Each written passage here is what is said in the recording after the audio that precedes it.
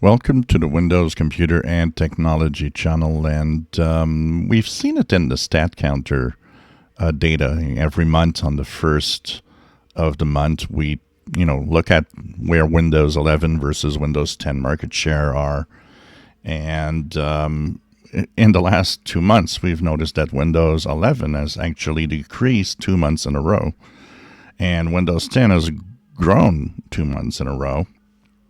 It's as if Windows 11 has reached, kind of hit a wall. And it's something that Microsoft should be pretty scared of, actually.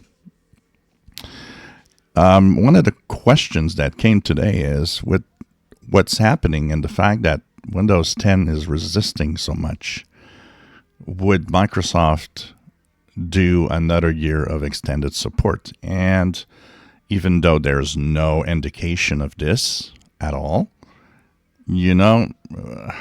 when users decide that they don't want to move on, Microsoft cannot just sit there and say, well, the hell with it. We're not giving security updates anymore.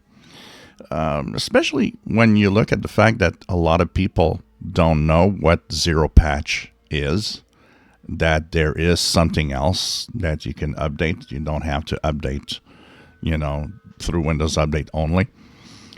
So this is going to be a very interesting year because, we're barely less than a week away from the next numbers from Stat Counter. And even though they are not accurate, Windows 11 did lose 5% in 2 months. And that's more than the margin of error that they consider, which means Windows 11 did lose some market share.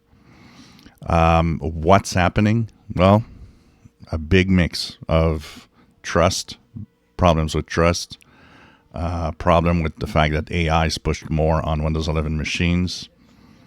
Maybe some of those things, maybe if you realize that people don't like Windows 11, maybe they go there, they come back, they say no, and then Copilot and AI and all the negativity around it, and add to the fact that possibly